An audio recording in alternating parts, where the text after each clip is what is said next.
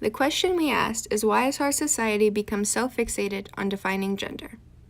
And what are gender roles?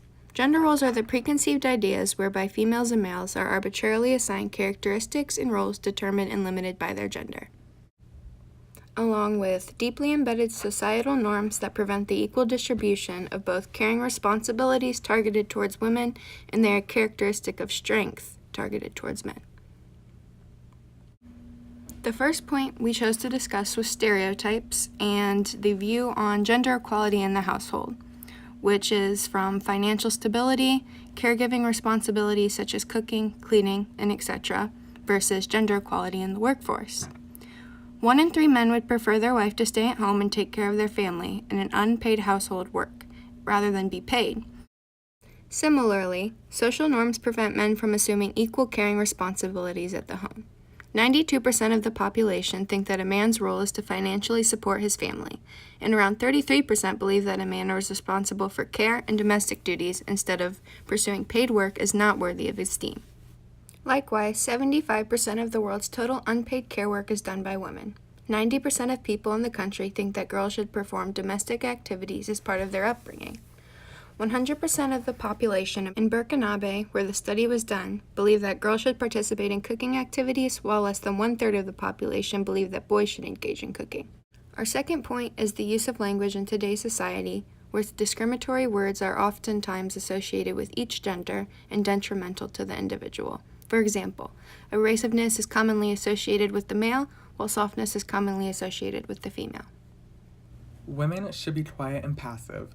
Conditioning women to believe their place in society is to be complacent, silencing and limiting the female voice. Bossy versus assertive. Strong men are referred to as a boss or assertive, while a dominant female is oftentimes called bossy. Language in performance evaluations is applied differently to describe men and women. We analyzed a large-scale military dataset to examine objective and subjective performance measures that included a list of 89 positive and negative leadership attributes that were used to assess leader performance in a military leadership setting. Real men don't cry, hurting emotional depth and openness of men, promoting apathetic behavior, and creating a lack of communication.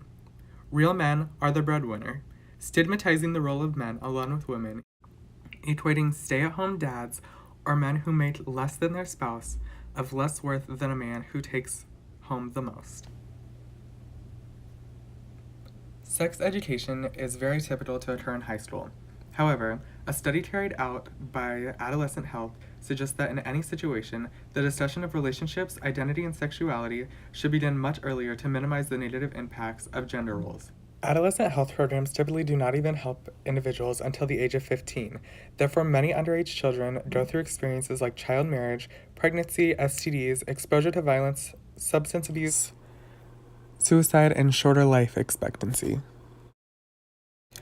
Our final point was cyberbullying and media's effect on people. Media such as TV ads, music, videos, toys, games, and social media shows children how they should act or what qualities demonstrate each sex, creating preconceived ideas of what gender truly means.